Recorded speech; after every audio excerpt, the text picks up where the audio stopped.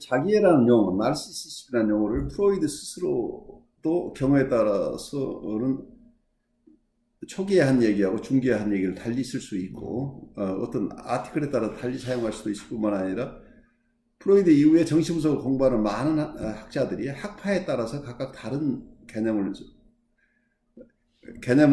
이 자기애를 정의하고 있죠. 그래서 프로이드가 처음 얘기했던 1차적 자기애, 2차적 자기애, 이 얘기도 어떤 학파에서는 1차적 자기애를 인정을 안 해요.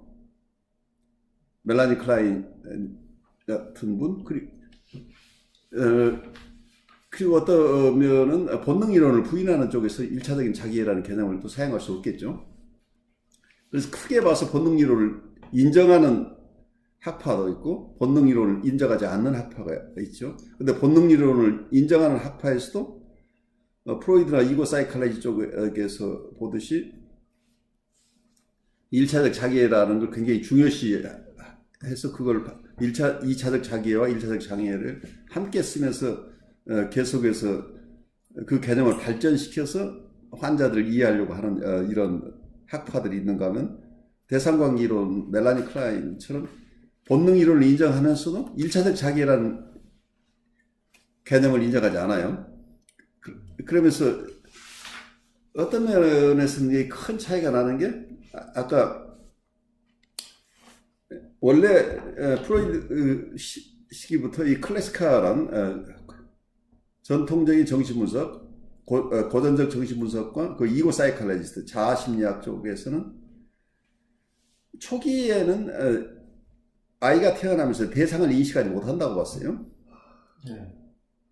그래서 자기밖에 인식을 못하는 상태. 그리고 대상이라는 것을 아직 인식하지 못하고 대상이 없는 상태가 있다고 보기 때문에 이 점에서 처음부터 자기란 셀프나 이고라는 것이 처음부터 있었다고 생각하는 이론가들하고는 큰 차이가 생기죠. 그 대상관계 이론에서는 우선 처음부터 대상을 인식하는 자기가 있다고 보는 거죠. 자아라고 표현하건 자기라고 표현하건 어쨌든 처음부터 자기가 태어나면서부터 자기라는 존재가 대상과 다른 자기가 있다고 어렴풋이나마 알고 있다는 얘기죠. 그리고 대상을 처음부터 가지고 있어서 처음부터 대상 관계를 우리는 맺으려고 하고 있다고 이렇게 보는 거기 때문에 어쩌면 자기만을 사랑하는 이런 1차적 자기애, 온통 리비도가 자기 안에서 잠겨 있었다는 개념이에요. 프라이머리 나르시시즘이라고 하는 것은. 근데 이게 이제 이론을 보면 프로이드 이론을 좀 간략하게 얘기를 하자면 처음에 아이들이 태어났을 때 모든 자기의 리비도가 자기 안에 잠겨 있다는 얘기예요. 처음에는 자기 안에 여기서 리비도라는 건 에너지, 섹슈얼 에너지라고 성적인 것으로 프로이드는 처음에 봤기 때문에 성적인 에너지들이 전부 자기를 사랑하는. 근데 그것도 이제 정교하게 일어나면서 처음에는 자기 바디에 여기저기 자기의 신체의 일부를 사랑하는, 거기에서 어떤 성애를 느낀다고 봤었는데 나중에는 이게 나르시즘이라는 개념이 나중에 대상 사랑이에요. 대상을 프라이머리 나르시즘에서 밖에 있는 대상을 사랑한다는 개념으로 가게 되는데 그 얘기는 이 리비도가 자기 안에 머물지 않고 외부 대상으로 향한다. 그런데 그 중간 과정이 있다고 본 게 나르시시즘이에요. 자기 바디의 부분을 사랑할 뿐만 아니라 자기가 통째로서 자기라는 사람 전체를 자기 자신을 사랑한다 하는 개념. 이때는 자기 자신이라고 하는 것이 통합되어 있는 자기에 가깝죠. 신체의 부분이 아니고 하나로서 통합된 자기를 사랑하는 것. 이게 바디일 수도 있고 또 하나는 신체적인 정신적인 통합체일 수도 있겠죠. 그래서 이 자기 스스로를 사랑한다 하는 개념이 나르시시즘이라는 개념이 등장을 한 거죠. 근데 이 이론은 프로이드가 처음 얘기했던 것이 아니에요. 중간에 이 날시시즘이라는 이 책 자체가 이 아티클 자체 1914년에 쓰여진 아티클이죠. 네. 그래서 초기에는 이 날시시즘이라는 개념을 가지고 있지 않았다는 얘기예요. 그래서 프로이드의 이론이 큰 변화를 일으키게 되는데 이 나르시시즘이라는 개념이 오면서 대상을 사랑한다는 것하고 자기를 사랑한다는 개념 속에 아까처럼 자기의 부분 신체를 사랑하던 이런 것에서 외부 대상으로 사랑하는 이런 개념의 중간에 우선 자기를 전체로서 자기를 사랑하는 이런 단계가 중간 단계가 있다 이렇게 보는 게 어떤 여기서 나르시시즘 이론이죠.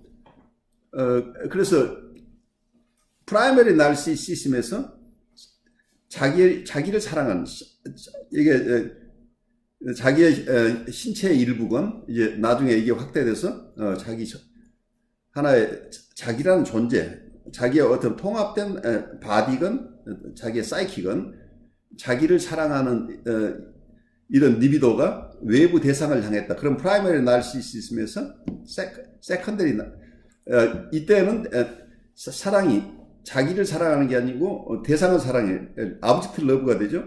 그 리비도가 대상 리비도라고 합니다. 아브젝트 리비도로 대상에게로 흘러갔는데 이게 어느 시점에서 이게 다시 회수되는 경우가 발생은 이게 세컨더리 나르시즘 리비도가 흘러갔다가 다시 자기에게 돌아온 게 2차적인 나르시시즘이라는 개념을 쓰고 있죠. 그래서 2차적인 나르시시즘이 마치 여기서 뭐라고 설명을 하고 있냐면 아메바를 여러분들이 보면 아메바가 자기에게서 하나의 다리 같은 게 나와서 어디 갔다가 다시 이게 회수되는 이런 개념을 자기의 위족이 되돌아오는 것 같은 아메바가 자기 다리를 세상으로 꺼내 놓았다가 다시 회수해 가는 것 같은 이제 이런 개념을 여기서 상징적으로 사용하고 있어요. 그래서 2차적 나르시시즘이란 원래 1차적 나르시시즘이 다 없어진 게 아니고 1차적 나르시시즘이 있는데 거기에서 밖으로 외부 대상에게 나갔다가 다시 그 중에 일부가 회수돼서 돌아오는 게 2차적 나르시시즘이다. 이제 이렇게 설명을 하고 있는데 사실은 설명을 이렇게 하지만 이걸 임상적으로 어떻게 이해할 거고 그럼 1차적인 나르시즘과 2차적인 나르시즘을 어떻게 구별해서 그게 의미 있게 우리가 사용할 것인가 하는 것에는 아마 이 1차적 나르시즘을 인정하는 학자들도 이걸 잘 클리어하게 설명하는 쉽지 않고 또한 어떤 1차적 나르시즘이 인정하지 않는 쪽 혹은 어떤 본능 이론 자체를 인정하지 않는 쪽에서 본다면 납득할 수 없는 설명으로 또 받아들일 수 있겠죠. 그래서 이게 여기서 얘기한 나르시시즘이라고 하는 게 굉장히 논의가 많고 학자들마다 학자라고 하기는 너무 그렇고 학파에서 각자의 스쿨마다 각각 다른 의미로 해석하고 있다는 것은 사실은 거의 치료 기법이 달라진다고 하는 것하고 연결돼요. 그래서 어쩌면 이게 지금 이 챕터에서 보는 분열증 환자 같은 경우에 사이카틱한 이런 경우에도 어쩌면 자기애가 문제가 된다. 자기 사랑 때문에 어떤 사랑이 자기 안에 몰려 있어서 어떤 건강 염려증이나 조현병이 생긴다고 보는 이 프로이드의 견해에 대해서 그게 도전적인 견해가 있어요.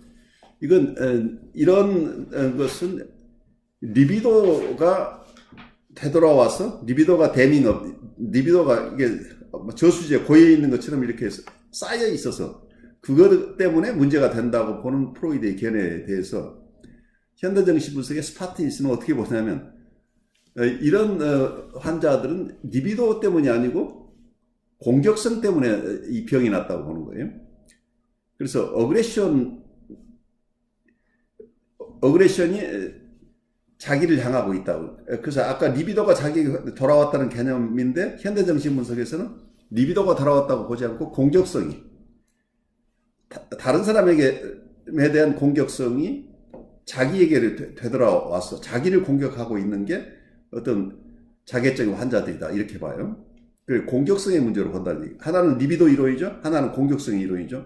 근데 이게 다 본능 이론을 인정하면서 같은 환자를 이해하는데, 한쪽에서는 이게 사랑의 에너지가 자기에게 왔기 때문에 문제가 됐다고 보고, 한쪽에서는 공격성이 자기에게 되돌아와서 사건이 생겼다고 보는 거죠. 그래서 병인론 자체에서부터 굉장히 큰 차이가 난다는 거예요. 그래서 나르시시즘을 이해하는 게 그렇게 다양한 입장에서 이해되고 있기 때문에, 우리가 오늘 일반적인 프로이드가 초기에 1914년에 쓴 논문 중심으로 어떻게 얘기했는지 바라보면서 점차적으로 지금 우리가 함께 공부하고 있는 코웃은 나르시시즘을 어떻게 이해하고 있는가, 또 컨버그는 어떻게 이해하고 있는가, 또 현대정신의 스파티니스는 어떻게 이해하고 있는가, 이런 것도 하루아침에 알 수는 없지만 이제 오늘 공부한 내용을 가지고 나중에 그분들 공부할 때 대비해 보면서 이해를 하면